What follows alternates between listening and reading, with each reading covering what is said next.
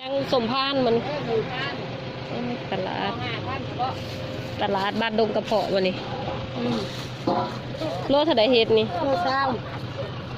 ว่าจะโลที่กินเฮ็ดเพาะยังนี่นะขายนางคนกันไม่ย่อนอ่อนคนบ่อุ้ยงูอีช่างกันดีนะมูซิวเส้นทองเอาวะ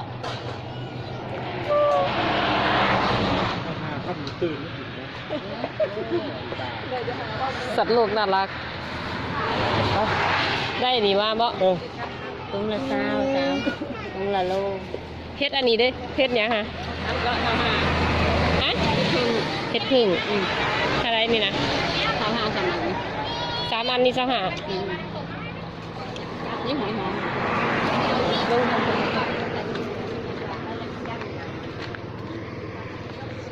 มีแต่สมพานสัตว์ป่าเห็ดเรืองบ่เห็ดได้เห็ดปวกกันยังมีได้ทงนึงนี่เขียดเฮ็ดปวกบ่เอามาเบิ่งดูค่ะทงเท่าไหร่นี่ค่ะตา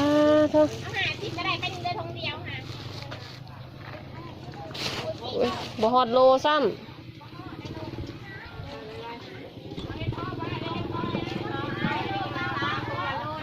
สมพานห่อเท่าไหร่ห่อ5,000